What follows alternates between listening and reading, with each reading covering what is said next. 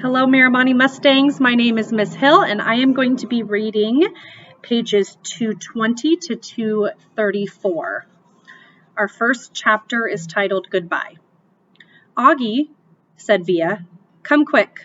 Mom needs to talk to you. I'm not apologizing. This isn't about you, she yelled. Not everything in the world is about you, Augie. Now hurry up. Daisy's sick. Mom's taking her to the emergency vet. Come say goodbye. I pushed the pillows off my face and looked up at her. That's when I saw she was crying. What do you mean, goodbye? Come on, she said, holding out her hand. I took her hand and followed her down the hall to the kitchen. Daisy was lying down sideways on the floor with her legs straight out in front of her. She was panting a lot, like she'd been running in the park. Mom was kneeling beside her, stroking the top of her head. What happened? I asked. She just started whimpering all of a sudden, said Via, kneeling down next to Mom. I looked down at Mom, who was crying, too. I'm taking her to the animal hospital downtown, she said. The taxi's coming to pick me up. The vet'll make her better, right? I said. Mom looked at me. I hope so, honey, she said quietly, but I honestly don't know. Of course he will, I said. Daisy's been sick a lot, Augie, and she's old. But they can fix her, I said, looking at Via to agree with me, but Via wouldn't look up at me. Mom's lips were trembling. I think it might be time we say goodbye to Daisy, Augie. I'm sorry. No, I said. We don't want her to suffer, Augie, she said. The phone rang. Via picked it up, said, Okay, thanks, and then hung up. The taxi's outside, she said, wiping tears with the backs of her hands. Okay, Augie, open the door for me, sweetie, said Mom, picking up Daisy gently, like she was a huge, droopy baby. Please no, Mommy, I cried, putting myself in front of the door. Honey, please, said Mom. She's very heavy. What about Daddy? I cried. He's meeting me at the hospital, Mom said. He doesn't want Daisy to suffer, Augie. Via moved me away from the door and held it open for Mom. My cell phone's on if you need anything, Mom said to Via. Can you cover her with the blanket? Via nodded, but she was crying hysterically now. Say goodbye to Daisy, kids, Mom said, tears streaming down her face. I love you, Daisy, Via said, kissing Daisy on the nose. I love you so much. Bye, little girlie, I whispered into Daisy's ear. I love you. Mom carried Daisy down the stoop. The taxi driver had opened the back door, and we watched her get in. Just before she closed the door, Mom looked up at us standing by the entrance to the building, and she gave us a little wave. I don't think I've ever seen her look sadder. I love you, Mommy, said Via. I love you, Mommy, I said. I'm sorry, Mommy. Mom blew a kiss to us and closed the door. We watched the car leave, and then Via closed the door. She looked at me a second, and then she hugged me very, very tight while we both cried a million tears. This next chapter is called Daisy's Toys. Justin came over about half an hour later.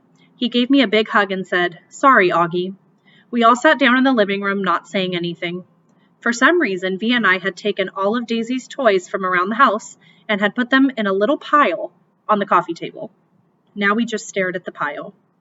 She really is the greatest dog in the world, said Via. I know, said Justin, rubbing Via's back. She just started whimpering? Like all of a sudden? I said. Via nodded. Like 2 seconds after you left the table, she said. Mom was going to go after you, but Daisy just started, whimpering. Like how? I said. Just whimpering, I don't know, said Via. Like howling? I said. Augie, like whimpering, she answered impatiently. She just started moaning like something was really hurting her, and she was panting like crazy. Then she just kind of plopped down, and Mom went over and tried to pick her up and whatever. She was obviously hurting. She bit Mom. What? I said. When Mom tried to touch her stomach, Daisy bit her hand, Via explained. Daisy never bites anybody, I answered. She wasn't herself, said Justin. She was obviously in pain. Daddy was right, said Via. We shouldn't have let her get this bad. What do you mean? I said. He knew she was sick? Augie, Mom's taken her to the vet like 3 times in the last 2 months. She's been throwing up left and right. Haven't you noticed? But I didn't know she was sick. Via didn't say anything, but she put her arm around my shoulders and pulled me closer to her. I started to cry again. I'm sorry, Augie, she said softly. I'm really sorry about everything, okay? You forgive me? You know how much I love you, right? I nodded. Somehow that fight didn't matter much now. Was Mommy bleeding? I asked. It was just a nip, said Via, right here. She pointed to the bottom of her thumb to show me exactly where Daisy had bitten Mom. Did it hurt her? Mommy's okay, Augie. She's fine. Mom and Dad came home 2 hours later. We knew the second they opened the door and Daisy wasn't with them that Daisy was gone. We all sat down in the living room around the pile of Daisy's toys. Dad told us what happened at the animal hospital, how the vet took Daisy for some x-rays and blood tests, and then came back in and told them that she had a huge mass in her stomach. She was having trouble breathing. Mom and Dad didn't want her to suffer, so Daddy picked her up in his arms like he always used to do with her legs straight up in the air, and he and Mom kissed her goodbye over and over and whispered to her while the vet put a needle into her leg. And then after about a minute, she died in Daddy's arms. It was so peaceful, Daddy said. She wasn't in any pain at all, like she was just going to sleep. A couple of times while he talked, Dad's voice got trembly, and he cleared his throat. I've never seen Daddy cry before, but I saw him cry tonight.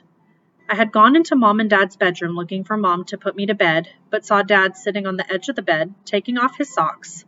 His back was to the door, so he didn't know I was there. At first I thought he was laughing because his shoulders were shaking, but then he put his palms on his eyes and I realized that he was crying. It was the quietest crying I've ever heard, like a whisper. I was going to go over him, but then I thought maybe he was whisper crying because he didn't want me or anyone else to hear him. So I walked out and went to Via's room, and I saw Mom lying next to Via on the bed and Mom whispering to Via, who was crying. So I went to my bed and put on my pajamas without anyone telling me to, and I put the nightlight on and turned the light off and crawled into the little mountain of stuffed animals I'd left on my bed earlier. It felt like all had happened a million years ago. I took my hearing aids off and put them on the night table and pulled the covers up to my ears and imagined Daisy snuggling with me, her big wet tongue licking my face all over like it was her favorite face in the world. And that is how I fell asleep. This next chapter is called Heaven. I woke up later on and it was still dark. I got out of bed and walked into Mom and Dad's bedroom. Mommy? I whispered. It was completely dark, so I couldn't see her open her eyes. Mommy? You okay, honey? She said groggily. Can I sleep with you? Mom scooted over towards Daddy's side of the bed, and I snuggled up next to her. She kissed my hair. Is your hand okay? I said. Via told me Daisy bit you. It was only a nip, she whispered in my ear. Mommy? I started crying. I'm sorry about what I said. Shh, there's nothing to be sorry about, she said, so quietly I could barely hear her. She was rubbing the side of her face against my face. Is Via ashamed of me? I said. No, honey, no. You know she's not. She's just adjusting to a new school. It's not easy. I know. I know you know. I'm sorry I called you a liar. Go to sleep, sweet boy. I love you so much. I love you so much too, Mommy. Good night, honey, she said very softly. Mommy, is Daisy with Grands now? I think so. Are they in heaven? Yes. Do people look the same when they go to heaven? I don't know. I don't think so. Then how do people recognize each other? I don't know, sweetie. She sounded tired. They just feel it. You don't need your eyes to love, right? You just feel it inside of you. And that is how it is in heaven. It's just love, and no one forgets who they love. She kissed me again. Now go to sleep, honey. It's late, and I'm so tired. But I couldn't go to sleep, even after I knew she had fallen asleep. I could hear Daddy sleeping too, and I imagined I could hear Via sleeping down the hallway in her room. And I wondered if Daisy was sleeping in heaven right then, And if she was sleeping, was she dreaming about me? And I wondered how it would feel to be in heaven someday and not have my face matter anymore, just like it never, ever mattered to Daisy. This chapter is called Understudy. Via brought home 3 tickets to her school play a few days after Daisy died. We never mentioned the fight we had over dinner again. On the night of the play, right before she and Justin were leaving to get to their school early, she gave me a big hug and she told me she loved me and she was proud to be my sister. This was my first time in Via's new school. It was much bigger than her old school and 1,000 times bigger than my school. More hallways, more room for people. The only really bad thing about my bionic Lobot hearing aids was the fact that I couldn't wear a baseball cap anymore. In situations like these, baseball caps come in really handy. Sometimes I wish I could still get away with wearing that old astronaut helmet I used to wear when I was little. Believe it or not, people would think seeing a kid in an astronaut helmet was a lot less weird than seeing my face. Anyway, I kept my head down as I walked right behind Mom through the long, bright hallways. We followed the crowd to the auditorium, where students handed out programs at the front entrance. We found seats in the 5th row, close to the middle. As we sat down, Mom started looking inside of her pocketbook. "I can't believe I forgot my glasses," she said. Dad shook his head. Mom was always forgetting her glasses or her keys or something or other. She is flaky that way. "You want to move closer?" said Dad. Mom squinted at the stage. I can see okay. "Speak now or forever hold your peace," said Dad. "I'm fine," answered Mom. "Look, there's Justin," I said to Dad, pointing out Justin's picture in the program. "That's a nice picture of him," he answered, nodding. "How come there's no picture of Via?" "She's an understudy," said Mom. "But look, here's her name." "Why do they call her an understudy?" I asked. "Wow, look at Miranda's picture," said Mom to Dad. "I don't think I would have recognized her." "Why do they call it an understudy?" I repeated. "It's what they call someone who replaces an actor if he can't perform for some reason," answered Mom. "Did you hear Martin's getting remarried?" Dad said to Mom. "Are you kidding me?" Mom answered, like she was surprised. "Who's Martin?" I asked. "Miranda's father." Mom answered and then to Dad. "Who told you?" "I ran into Miranda's mother in the subway. She's not happy about it. He has a new baby on the way and everything." "Wow," said Mom, shaking her head. "What are you guys talking about?" I said. "Nothing," answered Dad. "But why do they call it an understudy?" I said. "I don't know, Augie Doggy," Dad answered. "Maybe because the actors kind of study under the main actors or something. I really don't know." I was going to say something else, but then the lights went down. The audience got very quiet very quickly. "Daddy, can you please not call me Augie Doggy anymore?" I whispered in Dad's ear. Dad smiled and nodded and gave me a thumbs up. The play started, the curtain opened, the stage was completely empty except for Justin, who was sitting on an old rickety chair tuning his fiddle. He was wearing an old-fashioned type of suit and a straw hat. "This play is called Our Town," he said to the audience. "It was written by Thornton Wilder, produced and directed by Philip Davenport. The name of the town is Grover's Corners, New Hampshire, just across the Massachusetts line. Latitude 42 degrees 40 minutes, longitude 70 degrees 37 minutes. The first act shows a day in our town. The day is May 7th, 1901. The time is just before dawn." I knew right then and there that I was going to like the play. It wasn't like other school plays I've been to, like The Lizard of Oz or Cloudy with a Chance of Meatballs. No, this was grown-up seeming, and I felt smart sitting there watching it. A little later in the play, a character named Mrs. Webbs calls out for her daughter Emily. I knew from the program that was the part Miranda was playing, so I leaned forward to get a better look at her. "That's Miranda," Mom whispered to me, squinting at the stage when Emily walked out. "She looks so different." "It's not Miranda," I whispered. "It's Via." "Oh my God," said Mom, lurching forward in her seat. "Shh," said Dad. "It's Via," Mom whispered to him. "I know," whispered Dad, smiling. "Shh." This next chapter I am going to read will be my last chapter, and it is called The Ending. The play was so amazing. I don't want to give away the ending, but it's the kind of ending that makes people in the audience teary. Mom totally lost it when Via, as Emily, said, "Goodbye, goodbye, world. Goodbye, Grover's Corners, Mama and Papa. Goodbye to the clocks ticking and Mama's sunflowers and food and coffee. And new iron dresses and hot baths and sleeping and waking up. Oh, Earth, you're too wonderful for anyone to realize you." Via was actually crying while she was saying this, like real tears. I could see them rolling down her cheeks. It was totally awesome. After the curtain closed, everyone in the audience started clapping. Then the actors came out one by one. Via and Justin were the last ones out, and when they appeared, the whole audience rose to their feet. "Bravo!" I heard Dad yelling through his hands. "Why is everyone getting up?" I said. "It's a standing ovation," said Mom, getting up. So I got up and clapped and clapped. I clapped until my hands hurt. For a second, I imagined how cool it would be to be Via and Justin right then, having all these people standing up and cheering for them. I think there should be a rule that everyone in the world should get a standing ovation at least once in their lives. Finally, after I don't know how many minutes, the line of actors on stage stepped back and the curtains closed in front of them. The clapping stopped and the lights went up and the audience started getting up to leave. Me and Mom and Dad made our way to the backstage.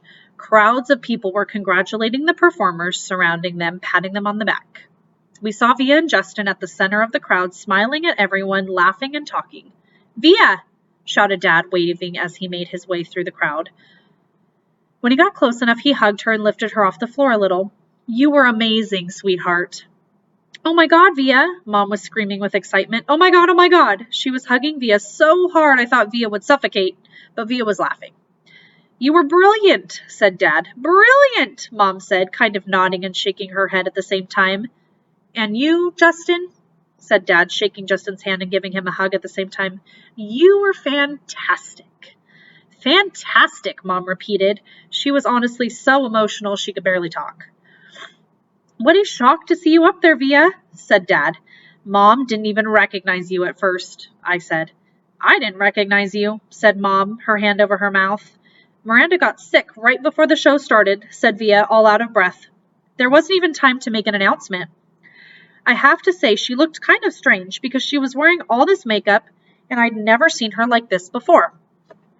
"And you just stepped right in there at the last minute," said Dad. "Wow. She was amazing, wasn't she?" said Justin, his arm around Via. "There wasn't a dry eye in the house," said Dad. "Is Miranda okay?" I said, but no one heard me. At that moment, a man who I think was their teacher came over to Justin and Via, clapping his hands. "Bravo, bravo, Olivia and Justin," he kissed Via on both cheeks. "I flubbed a couple of lines," said Via, shaking her head. "But you got through it," said the man, smiling ear to ear. "Mr. Davenport, these are my parents," said Via. "You must be so proud of your girl," he said, shaking their hands with both of his hands. "We are." "And this is my little brother, August," said Via. He looked like he was about to say something, but suddenly froze when he looked at me. "Mr. D," said Justin, pulling him by the arm. "Come meet my mom." Via was about to say something to me, but then someone else came over and started talking to her, and before I knew it, I was kind of alone in the crowd. I mean, I knew where Mom and Dad were, but there were so many people all around us, and people kept bumping into me, spinning me around a bit, giving me that 1-2 look, which made me feel kind of bad.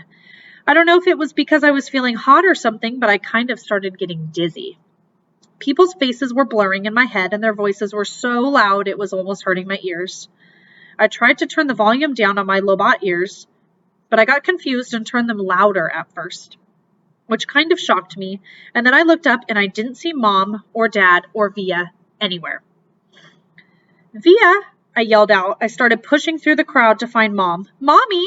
I realized I couldn't see anything but people's stomachs and ties all around me. "Mommy!" Suddenly someone picked me up from behind. "Look who's here," said a familiar voice, hugging me tight. I thought it was Via at first, but then I turned around and I was completely surprised. "Hey, Major Tom," she said. "Miranda," I answered, and I gave her the tightest hug I could give. I hope that you guys are enjoying this book, and we will see you next time.